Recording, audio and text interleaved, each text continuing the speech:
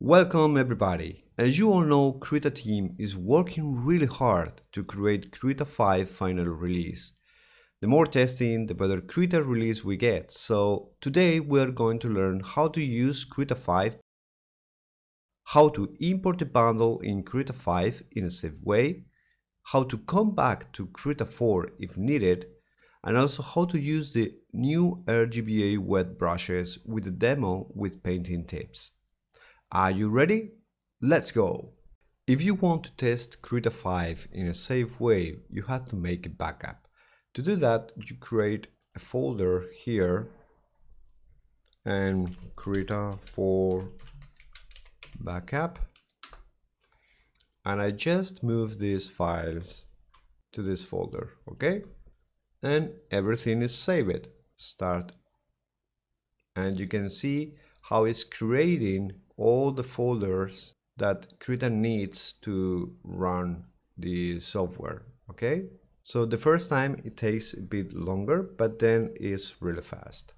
Okay, so I create a new file and I see I have my RGBA brush coming by default also in Krita 4, but I have all my brushes, nothing special.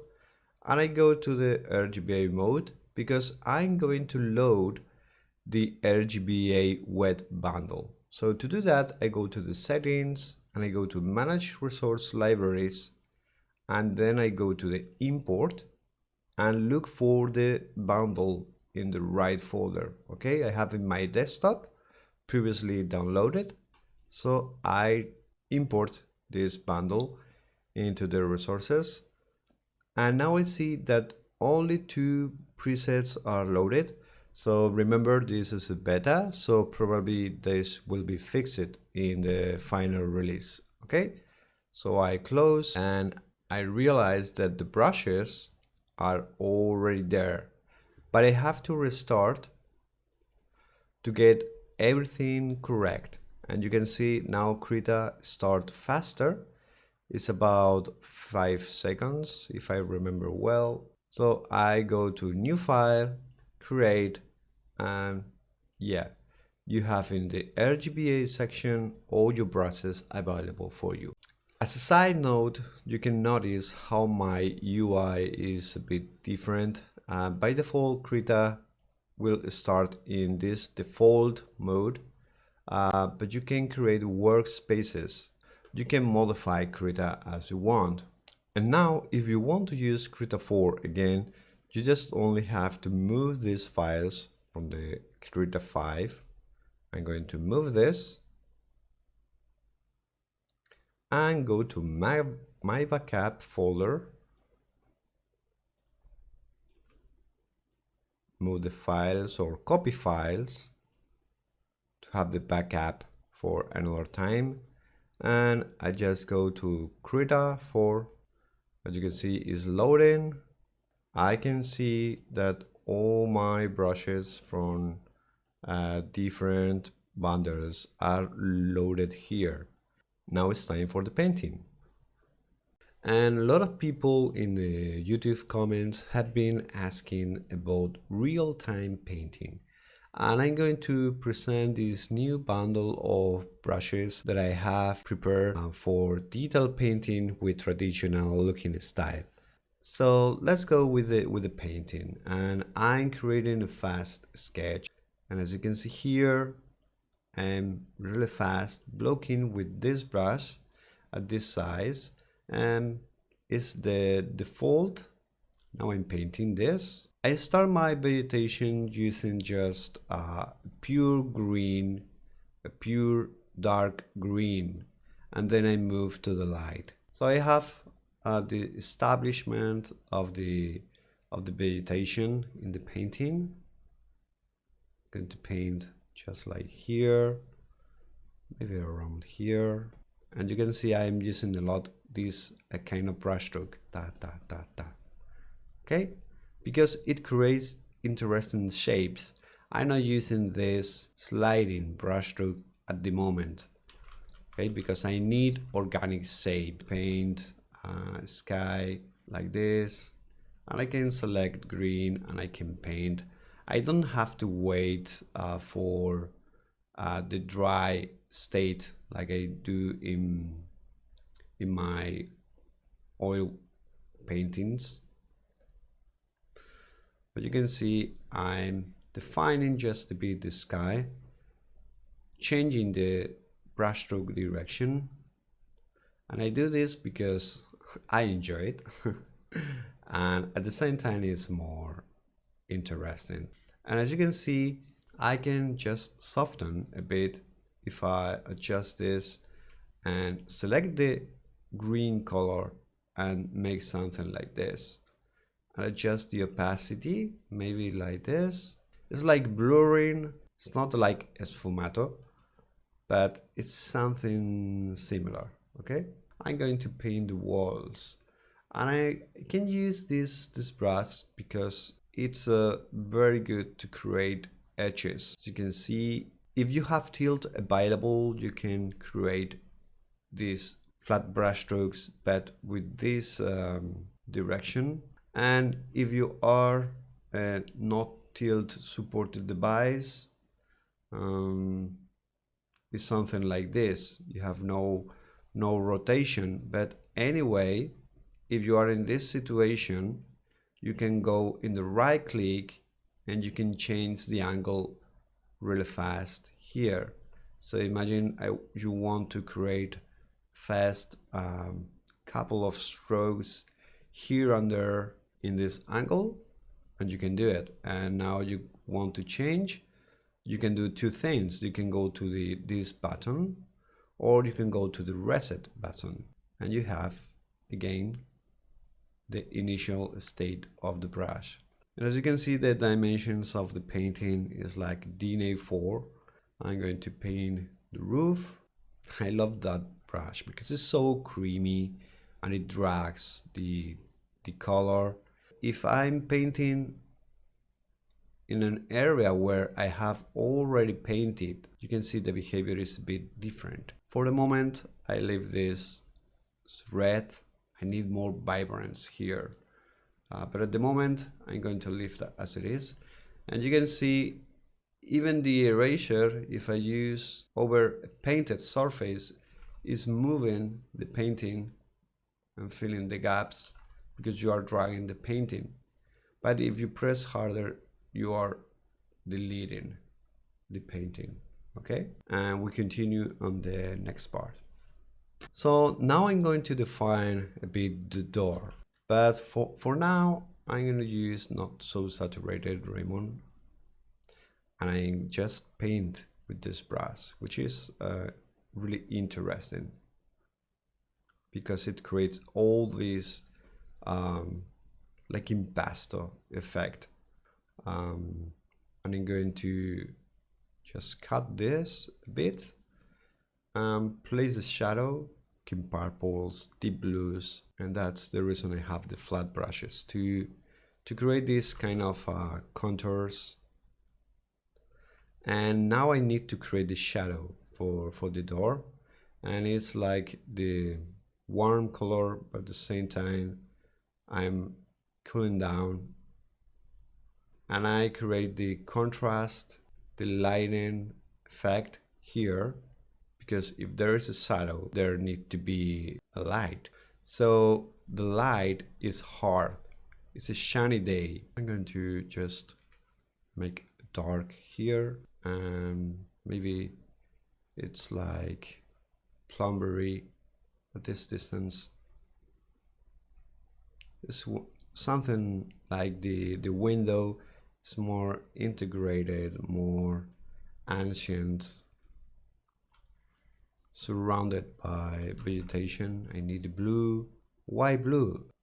Because I like a lot this color, and I'm going to paint the windows in this color, in blue color. And look at that, I'm painting and I'm getting different colors. So that means I'm using the hue aberration to create the feeling that the knife is dirty. It's using mixed colors.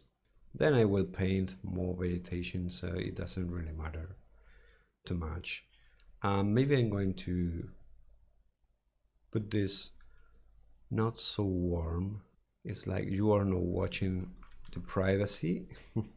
If you want to add more brushstroke effect, more impasto effect, you can use the previous RGBA brushes, this one. If you want a bit impasto effect, you can use it.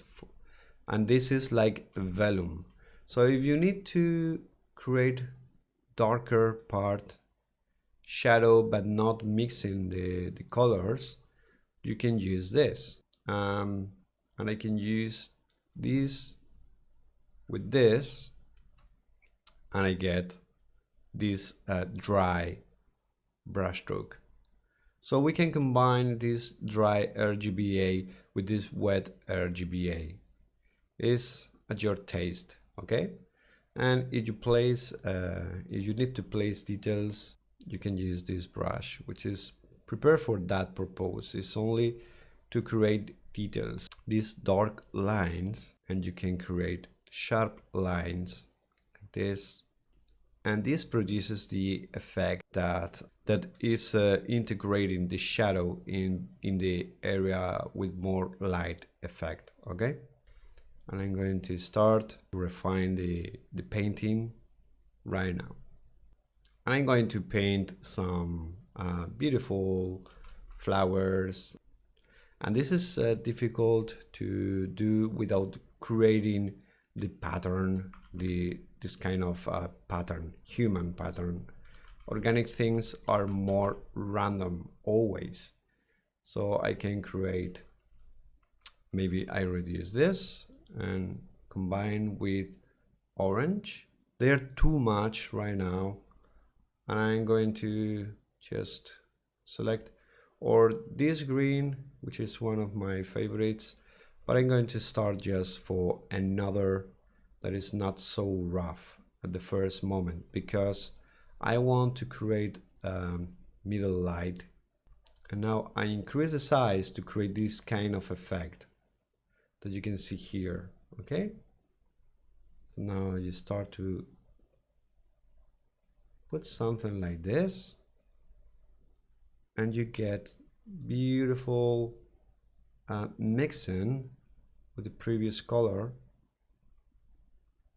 Maybe too much because I'm talking too much. But you get the idea of this kind of green party. Just this color, and then just warm a bit saturated, and I get this. Yeah, much better. Because the contrast get the attraction, and I don't want that. I want to play this a bit to create more light, maybe just to cut some parts of the structure and create this effect. And then to integrate this more, I just select this color and integrate it more like this. Okay, I can use here too. I use this this effect to create like rusty feeling or something similar. And I want to add some purple flowers like this, and maybe just here, or I'm going to use this to create a mess. This brush is really useful if you want to create this kind of brushstroke and don't worry about the color. Okay, I can go here and it's using the blue, and here is using the green. You can sample everything that is behind, and at the same time maybe a bit more like this. Okay, more lighting. I need more, you know, the wood when it's reflecting. Yeah, something like this. I prefer, I want to give this more darker. If we want to fade some parts for some reason, maybe you want to fade this. This can paint, you can see this can paint, but at the same time it can be really soft. So if you need to be not so rough, or maybe just reduce the impasto effect, just use this brush because it blends very well. Okay, now we are going to finish this piece of artwork. I can see, yeah, several mistakes, so I'm going to fix them. For example, the door is just a bit small, so I'm going to make it bigger. I can use the duplicate. I use the selection tool, and I create, for example, just a bigger door using the transform. I can go just right about here without worrying too much about repainting. I merge the layer and I continue painting. As you have seen, we can create expressive things, and now it's your turn. You have the captures and resources in the description field, and if you find something that is not working, please report it. Go to kritaartist.org and let the developers know what is happening. This section can be really useful for that. And as usual, if you have enjoyed and this video is useful for you, subscribe to the channel and activate the ring bell to be updated. Thanks a lot for supporting Krita. See you next time. Bye.